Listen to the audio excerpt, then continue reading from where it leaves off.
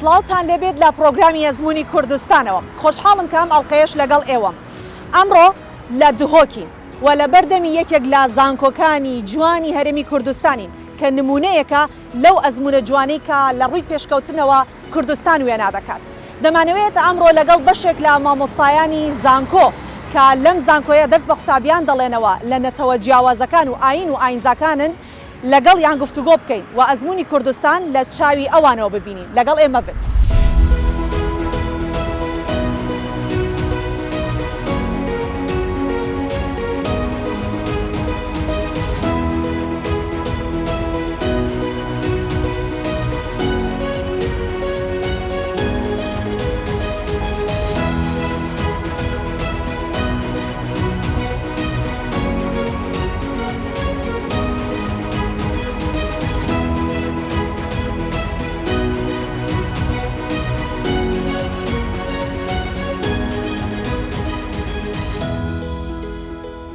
بەڵێ هەروەکو بینیتان هاتینە ناو زانکۆی دهۆکەوە. لێرە لەگەڵ مامۆستاکان یەکتریمان بینی و یەکتریمان ناسی. ئەتوانم بڵێم یەکترناسینێکی زۆر کورتە، چونکە ئێمە لە درێژەی پرۆگراممان ئەوە زیاتر لەگەڵیانە گفتوگۆکەین دایانناسین کە پسپۆری چ بوارێکن و زیاتر پرسیارەکانمانیان ئاڕاستە ئەکەین بۆی بزانین کە ئەمان لە کوردستان ئەو ئەزمونەی کە دەیبینن بە چ شێوەیەک دەیبینن. ئایا چه ئەزمونێک لە کوردستان هەیە کە سەرنجی ئەوانی لێرە ڕاکێشاوەکە لە کوردستان بن و لێرە دەرس بە قوتابیەکانمان بڵێنەوە لەگەڵ ئەوە شاکە دەتوانن یان ڕەنگە لە شوێنی دیکە لە وڵاتی دیکە بواریان بۆ ڕەخسا بێت کە بمێننەوە و لەوێ درێژە بە کار و چالاکی و ژیانیان بدەن، بەڵام کوردستانیان هەڵبژاردووە. لەگەڵ یەکێک لەوانە کە دکتۆر ئەحمەدە دەست پێ ئەەکەم بە گفتوگۆکردن ئەو زیاتر خۆی ئەناسێنێت و گفتوگۆکانمان دەست پێ ئەەکەین. یا أهلاً وسهلاً. سڵاوت لێبێ دکتۆر ئەحمەد. بناسيني تو خوش حال. أنتم الشرف، أهلا وسهلا بكم في رحاب جامعة دهوك. طبعا ئێوە شەرەفمەندن. سڵاوتان لێبێت لە زانکۆی دهۆک. هەڵبەتە سەرەتا بەر لەوەی بسنە ناو گفتوگۆکەمان دەمەوێت دەستخۆشی لە ڕۆڵی هێزەکانی پێشمەرگە بکەم لەسەر ئەو قوربانی دانەی لە پێناو ئەو ئاسایش و سەقامگیری بەخشیانە کە ئێستا ئێمە تێیدا دەژین. ئینشاءالله ئەو بەرەو پێشچوونەی ئێرەش بەردەوام دەبێت لە سەرانسەری کوردستان و لە دهۆکی خۆشەویست. يستمر هذا الازدهار ويستمر هذا التقدم والتطور في عموم كردستان وفي دهوك الحبيبة. دكتور خلي من هاي السؤال أبدأ ويا حضرتك. مثل ما أنا بالكردي قلت دكتور بالو پرسیارەوە لەگەڵ دەست پێ بکەم. وەک من بە کوردی گوتم بواری کارکردنتان ئەو دەرفەتەی پێداون کە بتوانن لە وڵاتانی دیکەش بمێننەوە. ئەوەش بەوەی کا پسپۆڕەتی ئێوە لە بواری خوێندنەوە و دەرفەتی ئەوەتان بۆ هێنێتە پێش کە بتوانن لە هەر وڵاتێکی عەرەبی یان ئەوروپی یاخود هەر وڵاتێکی دیکە بژین. بەڵام بەشێکتان گەڕانەوە بۆ عێراق و ئێرەتان هەڵبژار بە تایبەتی هەرێمی کوردستان. بۆچی؟ منكم تختارون ترجعون للعراق بالأخص تجون لكردستان؟ نعم، شكرا على هذا السؤال. طبعا أحب أوضح بالبداية أنه أنا من مواليد بريطانيا، مواليد لندن، فأنا أحمل الجنسية البريطانية. بەڵێ سپاس بەوە پرسیارە. هەڵبەتە حەز دەکەم سەرەتا ڕوونی بکەمەوە کە من لەدایک بووی بەریتانیام و لە شاری لەندەن لەدایک بوومە. من هەڵگری ڕەگەزنامەی بەریتانیم، خوێندنی دیبلۆمی باڵا، ماستەر و دکتۆرام لە بەریتانیا تەواو کردووە. بەڵام هەندێک خۆکار هەن کە ڕێگەیان پێنەدام بی لە نیشتەجێبوو لە بەریتانیا یان وڵاتێکی دیکە بکەمەوە. یەکەم ئێمە خەڵکانێکین لەناو ئەم کۆمەڵگایەدا لەم وڵاتە دەژین. ڕۆژێک لە ڕۆژان هەستمان بەوە نەکردووە کە ئێمە بێگانەین. هیچ کاتێکیش هەستمان بە جیاکاری نەکردووە. وەک هەموو دانیشتوانی ڕەسەنی ناوچەکە ئێمەش هەمان مافمان پێدراوە یەکسانین. کاتێک دەوڵەت پێت دەڵێت فەرموو وەرە کاری خۆت بکە و موچەی وانەوتنەوەکەت پێدەدەین و ژیانێکی خۆش و بەڕێزت بۆ فەراهم دەکەین. ئەو کات وەفاداری لەوەدایە کە تۆ بگەڕیتەوە. نابێت تۆ زیان بەو دەستە بگەێنیت کە لەگەڵت میهرەبان بووە. دووەم کە زۆر پێویست و گرنگە ئاسایشی ناوچەکەیە. ئەو ئاسایشە لە بۆشاییەوە نەهاتووە، بەڵکو بەرهەمی ماندووبوونی چەندین ساڵە و شەو نخۆنیە لە ژێر سەرکردایەتی سەرۆک مەسعود بارزانی بووە. ئەوەش بەو شێوەیە نەبووە کە سەرۆک بارزانی بە شەو خەوت بێت و بە ڕۆژ خەبەری هاتبێتەوە و ئاسایشی بۆ فەراهم بوو بێت. ئێمە هەمومان لەبارەی تێکۆشانی ئەوانەوە دەزانین کە چەندین ساڵە کاری لەسەر دەکەن. تا ئێمە بەو ڕۆژە گەیشتین کە ئێستا تێیدا دەژین. بەڵام وێڕای ئەمەش لە ماوەی ساڵانی نەوەدەکان ئێمە چەنددارێک سەردانی کوردستانمان کردبوو. ئێستا جیاوازیەکەی دەبینین. لێرە باز لە خاڵی وەرچەرخان دەکەین. ئەگەر تێبینی بکەین دوای ساڵی 2023 چی ڕوویدا؟ ئەوەی ڕوویدا داهاتەکانی عێراق بە شێوەیەکی یەکسان دابش دەکرێت بەسەر پارێزگاکاندا بە پارێزگاکانی هەرێمی کوردستانیشەوە. بۆیە ئەگەر تێبینی بکەین ئەو بەشەی کە حکوومەتی هەرێمی کوردستان بەدەستی هێناوە جیاوازی دروست کردووە و ئەوەی بەدەستی هێناوە بۆ خزمەتکردنی گەل بەکاردەهێنرێت.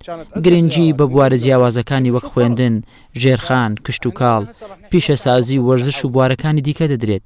جیاوازیەکە لەمەدایە. جیاوازیەکەش لە چیەوەیە؟ لەوەدایە کە پێویستە ئیدارەیەکی باش وڵات بەڕێوە ببات کە بووەتە هەوڵ ئەو پێشکەوتنەی لێرە کراوە. فهذا هو الفرق وين يعني أكيد لازم أكو إدارة جيدة اللي أدت إلى هذا التطور الحاصل. أشكرك دكتور.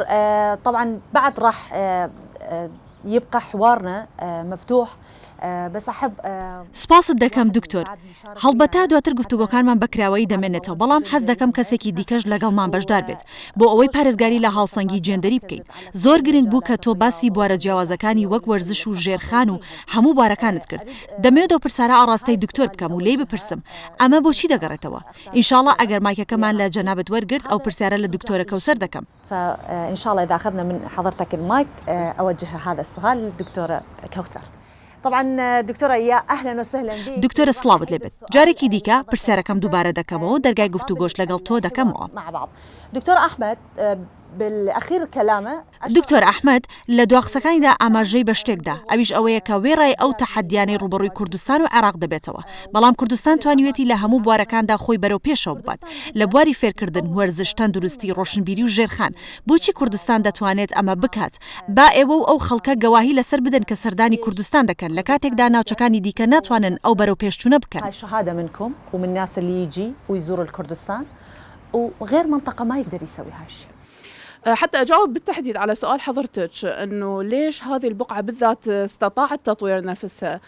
بۆ ئەوەی بە دیاریکراوی وەڵامی پرسیارەکەت بدەمەوە کە بۆچی ئەم پارچەیە توانیوێتی خۆی بەرەو پێش ببات، من لە ڕێگەی تێبینیکردنم بۆ هەندێک وردەکاری ناوچەکە وا دەبینم کە لێرە ئامانجەکەیە هەمویانی لە خۆدا کۆ کردوێتەوە، لە سادەترین کەسی جوتیار، بەقاڵ و ئەوانەی دیکەوە تا دەگاتە مامۆستای زانکۆ، پزیشک، سیاسەتمەدار و میدیاکاری لەو ئامانجەدا کۆ کردوێتەوە کە ڕۆژێک لە ڕۆژان شتێک بێت ئاراوە ناوی کوردستان بێت بە ناوی دەوڵەتی کوردستان یان کۆماری کوردستان.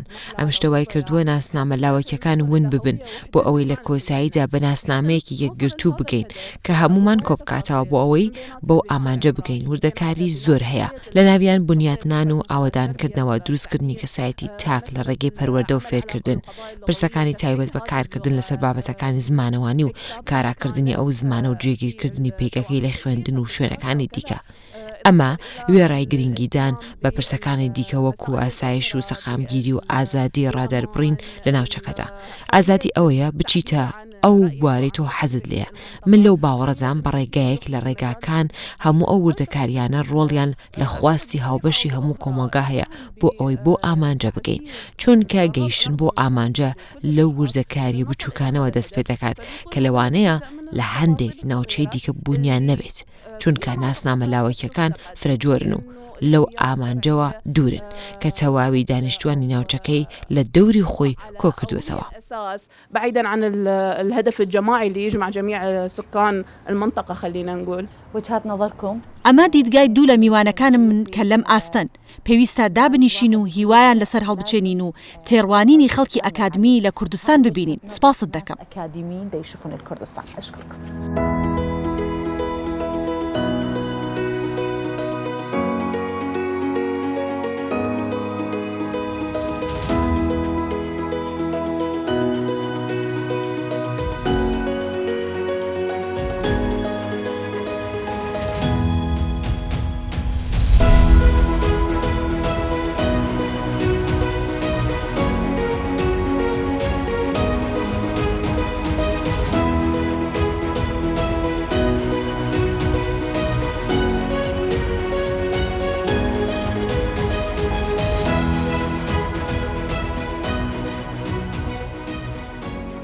بەڵێ لە دوایەوەی کە لە زانکۆی دهۆ گفتوگۆکانمان دەست پێ کرد بۆ بەردەوامیدان بە گفتوگۆکانمان هەر لە گەشتەکەمان بەردەوامی لەسەر یەکێک لەو شەقامانەین کە سیمایەکی جوانی شارستانیە دووە هەروەها سیمایەکی جوانی پێشکەوتن بۆ ئاوادانکردنەوەی تێدا هەیە لە هەرێمی کوردستان و بەتایبەتی لە ناو دهۆک بەڕێکەوتوین جا تا ئەگەینە ئەو شوێنی کە ئێستا مەبەستمانە و دەرهێنەر دواتر پێمانەڵێکە بۆ کوێچین ئەوە لەگەڵ هەردوو دکتۆر محەممەد و دکتۆر چەچان گفتوگۆ ئەەکەم دکتۆر محەممەد خۆیمان زیاتر پێ ئەناسێنێت پێمان دەڵێت کە لە چ بوارێک پسپۆڕایەتی هەیە و لەگەڵ ئەوە دەستەکەین بە گفتوگۆکردن بە پێی ئەو پسپۆڕایەتی کە ئەو تایدا کار دەکات و بەردەوامە یاهلا سڵاوت لێ بە دکتۆر. أهلا وسهلا شكرا على ضيافتكم. قبل كل شيء خلي بەر لە هەموو شتێک با جەنابەت بناسی. دكتور محمد صبري صالح من مواليد خانقين تخصص دراما. من دکتۆر محەممەد سەبری ساڵحم لە دایکبووی خانەقینم پسپۆری بواری درامام هەڵبەتە ماوەی نزیکەی 20 ساڵ لە بەغدا ژیاوم لە دەرەوەش 12 ساڵ ژیاوم و ڕاستەوخۆ گەڕامەوە بۆ هەرێمی کوردستان بەر لە هەموو شتێک ڕێزی و سڵاو بۆ سەرکردایەتی سیاسی هەرێم دەنێرم چونکە ئەوەی هەرێم پێی گەیشتووە بەری ڕەنجی ئەوان و قوربانیدانی گەورە و ڕژانی خوێنی شەهیدانە کە ئەمەیە وای کردووە هەرێمی کوردستان بە وێنەی جوانە دەرکەوێت و ئێستا بۆتە قیبلەی گەشتیارانی عەرەب و سەرجەم عێراقیەکان لێرەوە دەڵێن هونەر زمانی گەلانە لە ڕێگەی هونەرەوە ئێمە پێناسەی ڕۆشنبیری هەرێمی کوردستان و گەلی کوردستان بۆ جیهان دەکەین لە میانەی دابوونەریت زمانەکەی و شێوازەکانی ژیانی کە گومانی تێدانیا هەموو و تایبەتمەندیانەی بوونەتە هۆی ئەوەی ڕێگری لە هاتنی گەشتیاران ئەکادیمیا و کەسایەتیانی دیکە نەکات کە سەردانی هەرێم دەکەن بۆ ئەوەی شارەزایی خۆیان پێشکەش بکەن بۆ دەوڵەمەندکردنی ئەو ئەزمونە دەوڵەمەندەی لە هەرێمی کوردستان هەیە. أكاديميين ومن شخصيات أخرى يأتون إلى الإقليم لتقديم خبراتهم لإثراء هذه التجربة الغنية في إقليم كردستان. تمام دكتور إذن حضرتك حسب مجالك أنت موجود مجال الدراما. تەواو دکتۆر کەواتە جەنابەت بە گوێرەی پسپۆڕی خۆت کە لە بواری دراما کار دەکەیت دیدگای تۆ بۆ کوردستان لە ڕووی ڕۆشنبیریەوە توانیوێتی لە ڕێگای فستیڤاڵەکان و بواری هوەری بەسەر ئەو کێشانەدا زاڵ بێت کە لەو بوارە لە ڕووی مێژوویەوە ڕوبەڕووی بوونەتەوە توانیوێتی خۆی بگێنێتە کەژاوی پێشکەوتن والمجال الفن اللي موجود قدر يوصل للمواكب التقدم. بلا شك هناك تجارب جدا قيمة خاصة گومانی تێدانیا لەوەی هەندێک ئەزمون هەن کە زۆر بەهێزن بە تایبەت لە فیستیڤاڵە سینەمایەکان هەرێمی کوردستان لە هەنگاوی گەورەدایە لەو بارەدا چەندین میوانی بیانی تیاندا ئامادە بوون و بە چاوی خۆیان ئەزمموی سینەمایان لە هەرێمی کوردستان و عێراق بینیوە هەروەها ئەو پێگەیشتنە گەورەیان بینیوە کە لە بواری تەکنیکی و بواری چارەسەرکردن و بواری هوەریەوە هەیە هەروەها ناساتنی ڕۆشنبیری دابوونەری و بیرۆکە و دیدگای ئەم کۆمەڵگەیە بۆ داهاتوو بە جیهان ئەمە زۆر گرینگە. وعاداته وأفكاره ورؤياه للمستقبل هذه مهمة جدا. وأكيد احنا نتابع حتى بەدڵنیاییەوە ئێمەش بەدواچوون دەکەین تەنانەت کاتێک میوانمان دەبێت تێبینی ئەوە دەکەین کە هەمیشە لە ناوچەکانی کوردستان هەندێک شوێنی پارێزرا و هەن کە پێیان دەوترێت مەحمی سامانی گەورەیە بۆ ئێمە. سوپاست دەکەم دکتۆر. حەز دەکەم دواتر گفتوگۆت لەگەڵ بکەم دەچمە لای دکتۆر چەچان لەگەڵ ئەوش قسە دەکەین وابزانم ئەو پسپۆری دەروون ناسیە با قسەکان لەگەڵ ئەویش بکەین و بزانین چۆن دەڕوانێتە سایکۆلۆژی کەسانی کورد لە ئەزمونەی ئێستا کوردستان پێدا تێدەپەڕێت. اللي هسه الكردستان دا يشوفها من التجربة اللي يمر بها. أشكرك دكتور. قبل ما حضرتك تبدأ بالكلام وتعرف نفسك همنا دكتور بەر لەوەی جەنابەت دەست بە قسەکردن بکەیت و خۆت بناسەنیت دەمەوێت پرسیاریشت لێ بکەم بۆ ئەوەی قسەت پێ نەبڕم جەنابەت پسپۆڕی پرۆفسۆریت لە بواری دەرووناسی دەمەوێت دیدگای تۆ بۆ سایکۆلۆژی تاکی کورد بزانم لەو ئەزمونەی کوردستان پیاگوزەر دەکات هەر لە ساڵی 1991ەوە کە لە سەفرەوە دەستی پێکردووە تا ڕۆژگاری ئەم ڕۆمان چۆن دەیبینیت؟ لحد ما وصل هسه شلون تشوفها؟ أكيد قد ما نيجي إحنا ندرس الشخصية الكردية. بەدڵنیاییەوە کاتێک خوێندنەوە بۆ تاچی کورد دەکەین دەبینین کە ئەو کەسایەتیە بە کۆمەڵێک سیمای تایبەتجا دەکرێتەوە لەوانەش دەبینین کە کەسایەتی کورد خاصیەتی دان بە خۆداگرتنی هەیە ئەمەش بەرزترین و جوانترین سیمایە کە لە تاچی کووردا هەیە ئەگەر پرسیار لە خۆمان بکەین کە ئەو سیمایی دان بە خۆداگرتنی لەکوێوە هاتووە بەدڵنیاییەوە ما دەگەڕێتەوە بۆ ئەو سەختی و قەیرانانەی ڕوبەڕووی هەرێمی کوردستان بوونەتەوە و ئەو جەنگ و دۆخە سەختانەی کوردستان پێدا گوزەری کردووە ئەمە لەلایەکی دیکەوە دەبینین کەسایەتی کورد وێ ڕای خاصیەتی دان بە خۆداگرتن بە تایبەتی گەشتبینی جیا دەکرێتەوە دەبینین تاچی کورد یاخود مرۆڤی کورد کەسێکی گەشتبینە و ژیانی خۆش دەوێت بۆیە دەبینین کە وێ ڕای هەموو ئەو دۆخە سەختانەی کوردستان پێدا تێپەڕێوە دڵخۆشی ئاهەنگی هاوسەرگیری و بۆنەی خۆشی لە هەموو ناوچەکانی هەرمی کوردستاندا دەبینین ئەمەش بەڵگەیە لەسەر خۆشەویستیان بۆ ژیان. ئەم سیمایش هێز و توانای بەرەمهێنان و داهێنان و بەرەوپێچوون بە تاک دەکات. سیمایەکی دیکەی کەسایەتی کورد قبولکردنی بەرامبەرەکەیەتی. دەبینین هەمیشە تاچی کوردخاوەن ڕێزە و بۆ کەسانی دیکە و کەسی بەرامبەری پێقبوڵە.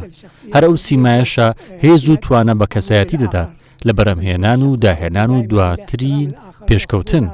بۆیە سیمایەکی دیکەی جاکەرەوەی کەسایەتی کورد تایبەتمەندی ڕێزگرتن و قبولکردنی کەسی بەرامبەرە. ئەمەش بنچینەی دامەزراندنی پەیوەندی ئەرێنیە و لە هەمان کاتیشدا بۆ پەسەندکردن و باوەشکردنەوە بۆ هەموو کەس و پێکاتێک لە پارێزگا و ناوچەکانی دیکەوە ڕوو لە هەرێمی کوردستان دەکەن، چ لە ناوخۆی عێراق یانیش لە دەرەوە. لەبەر ئەم هۆکارەش دەبینین هەرێمی کوردستان بە تایبەتمەندی گیانی پێکەوە ژیان جیا دەکرێتەوە. پێکەوە ژیانی ئاشتیانە و قبولکردنی بەرامبەر جا سەر بە هەر ئاین و پێکاتێک بن. هەموو ئەو سیمایانە فاکتەری بەهێزن کە بوونەتە هۆی دەرکەوتنی نیگای ئەرێنی لەسەر ڕووساری هەرێمی کوردستان. ظهور ملامح إيجابية في إقليم كردستان. تمام، أشكرك دكتور على هاي القراءة الحلوة للشخصية الكردية. سپاس دەکەم دکتۆر لەسەر ئەو خوێندنە و جانت بۆ تاکی کورد و کەسایەتی کورد کە لە عێراق لەو کەش و هەوایەدا لەسەر ئەو پارچە خاکە جوگرافیای کوردستان دەژیت. موجودة بالرقعة الجغرافية لكردستان من ضمنها. أشكرك دكتور. شكرا.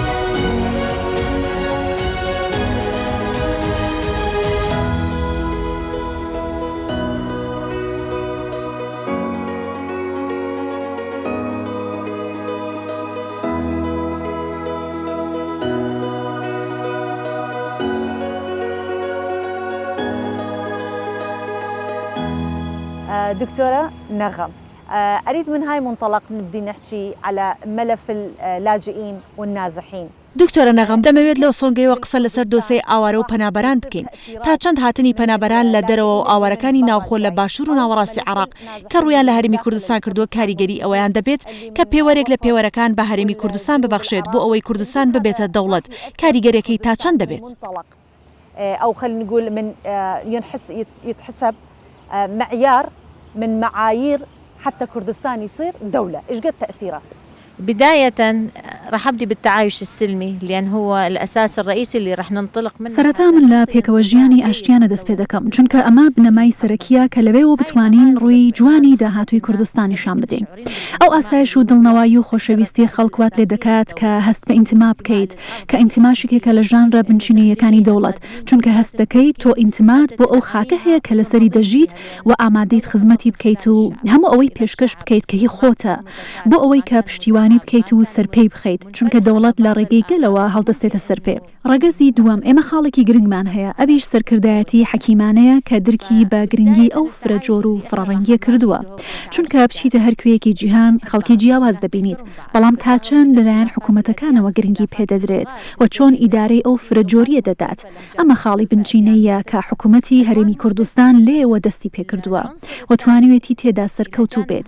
بۆ ئەمە بەستەش فرە پێکاتەی بەکاردەهێنێت بۆ ئەوەی پاڵ بە گالیسکەی پێشکەوتن و بەرەو پێشچوون بنێت. ئەو پێشکەوتنەش کە ئێستا ئێمە دەیبینین ئەنجامی ئەو سەرکردایەتی و سیاسەتانەیە کە لە هەرێمی کوردستان پێڕەو دەکرێن بۆ ئەوەی کە کۆنتڕۆڵی ناکۆکیەکان بکات. سەبارەت بە دۆسی ئاوارەکان لە هەرێمی کوردستانیش من وەک سەرکەوتوترین دۆسیە دەیبینم چونکە وێڕای قەیرانی دارایی کە بەهۆی ناکۆکیەکانەوە لەسەر بودجە لەگەڵ حکوومەتی فدرال ڕوبەڕۆی ئێمەی خەڵکی کوردستان بوونەتەوە.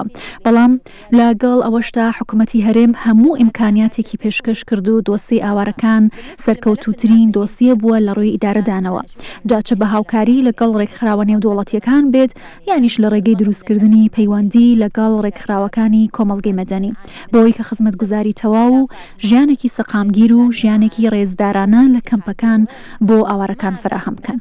تەنانەت لەسەر ئاستی ئەو زەویانەش کە کەمپەکانیان لەسەر دروست کردووە. حکوومەتی هەرێم لەسەر ئەرکی خۆی کرێ ئەو زەویە کشت و کاڵیانەی داوە کە کەمپەکان لەسەری دروستکراون و خزمەتگوزاریەکانی وەکو ئاو و کارەباشی بۆ دابین کردوون. لە کاتێکدا ئێمە هەمومان هەستمان بەو فشارانە دەکرد کە بەهۆی ناکۆکیە سیاسیەکانەوە لەلایەن بەغداوە لەسەر حکوومەتی هەرێم دروست ببوون، لەگەڵەوەشدا ڕێگەیان نەدا ئەو فشارانە هیچ کاریگەریەک لەسەر ئەو دۆسیە بکات و بە هەموو پێوەرەکانی مرۆڤایەتی مامەڵەیان لەگەڵ ئاوارەکاندا کرد و پێشوازیان لێکردن و باوەشیان بۆ کردەوە. تەنانەت لە ڕووی خزمەتگوزاریەوە تەندروستیەکان هەروەها خزمەتگوزاریەکانی دیکە ئاوارەکان وەک هەر هاوڵاتیەکی نیشتەجێی ڕەسەنی ئێرە ئەو مافەی پێدراوە کە سەردانی هەر سنتەرێکی پزیشکی و بنکەیەکی تەندروستی بکات و هەمان مافی ئەو هاوڵاتیە هەیە کە نیشتەجێی ڕەسەنی هەرێمی کوردستانە. أي مركز طبي أو أي طبيب عنده الحقوق نفسها اللي يمتلكها المواطن في إقليم كردستان. أشكرك دكتورة. طبعا حوارنا ولو احنا بآخر محطة من البرنامج بس حوارنا هلقد حلو. سپاست دەکەم دکتۆر، هەڵبەتە هەرچەندە ئێمە لە دواوێزگەی بەرنامەکەمانین، بەڵام گفتوگۆمان زۆر جوان و خۆش بوو. ئەگەر بەدەستم وایە دەرهێنەر و ئامادەکاری بەرنامەکەش کە لە پشتمانەوە لەگەڵمانن گفتوگۆمان بۆ دوو ئەڵقە درێژ دەکردەوە، بەڵام بەهۆی کەمی کات پێویستە لای جەنابە دوچمە لای دوایین میوان و بزانین دیدگا و تێڕوانینی ئەو چییە. نەخێر بە پێچەوانەوە زۆر سپاس بۆ ئێوە و ئەو کاتەی بە ئێمەتاندا بۆ ئەو گەشتە خۆشە بۆ شارە جوانەکەمان.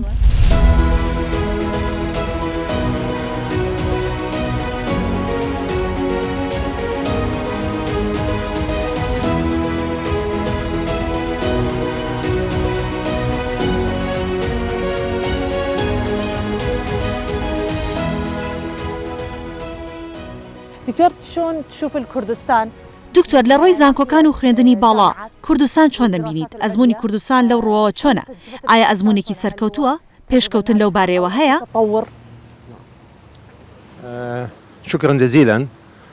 بالبداية بس أحب أشكر حكومة الإقليم وإدارة كانال 24 على إتاحة الفرصة أن بەڵێ زۆر سوپاس. سەرەتا دەمێت سوپاسی حکوومەتی هەرێمی کوردستان و ئیداری کەناڵی کوردستان بچوار بکەم بۆ پێدانی ئەم دەرفەتە لەو شارە لە پارێزگا جوانەکەی دۆ بۆ ئەوەی ئەزمموی خۆمان لە کوردستان پێشکەش بکەین. سەبارەت بە زانکۆکانی هەرێمی کوردستان ئەوەی ڕاستی بێت سەرەتا تەنها سێ زانکۆ هەبوون، ئەوانش زانکۆی سلاحەدین و زانکۆی سلێمانی و دواتر زانکۆی دۆک لە ساڵی 1992 دامەزرا. لە ڕاستیدا من بەرپرسی خوێندنی باڵا و کاروباری زانستی بووم لە کۆلێژی پزیشکی زانکۆی دۆک.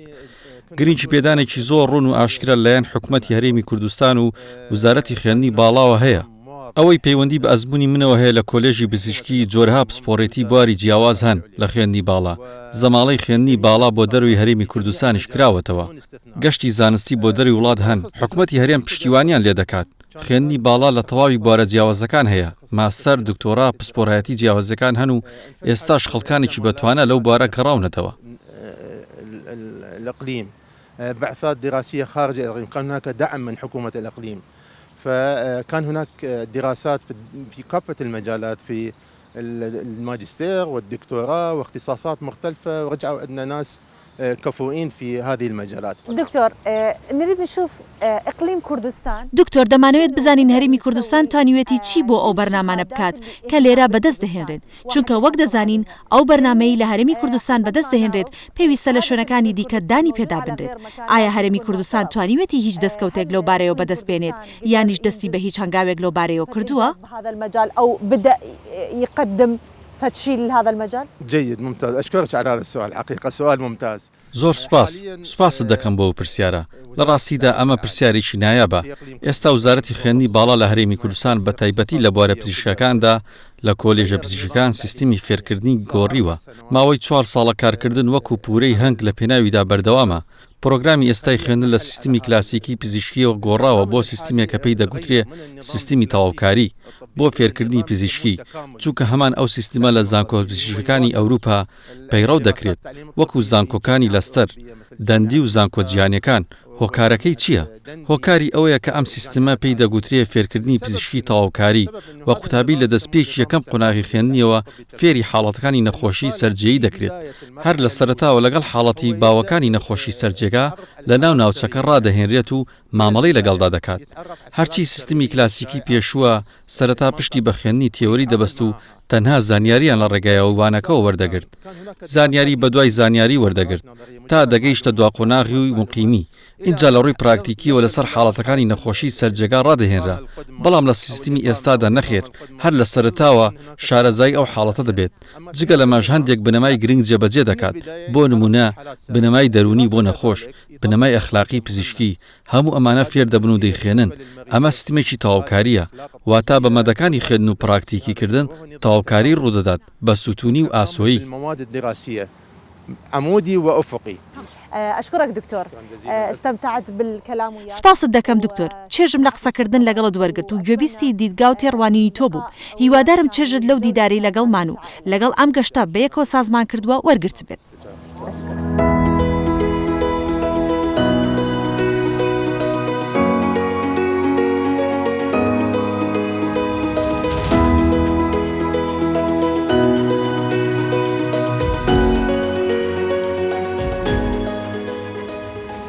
لە پارێزگای دهۆکی جوانەوە کۆتایی بە ئەڵلقەیەم جارەی پرۆگرامی ئەزمموی کوردستان دەهێنین وەک بینیتان بەشداربووانی پرۆگرامەکەمان لە زانکۆی دهۆک لەگەڵمان بەشدار بوون لە گۆشەنیگای ئەوانەوە ئەزمموی کوردستانمان بینی کە بە چه ئەزممونێکی جوان و پرشنگداردا تێ ئەپەڕێت و هەر بەردەوامیش ئەبێت بۆ هیوایەکە پرۆگرام بەدڵی ئێوەی بینەر بوو بێت تا ئەڵلقەیەکی دیکە بێ گەیشتنەوەیەکی دیکە لە نێوان ئێمە و ئێوە بەخواتان ئەسپێرم ماڵەوە.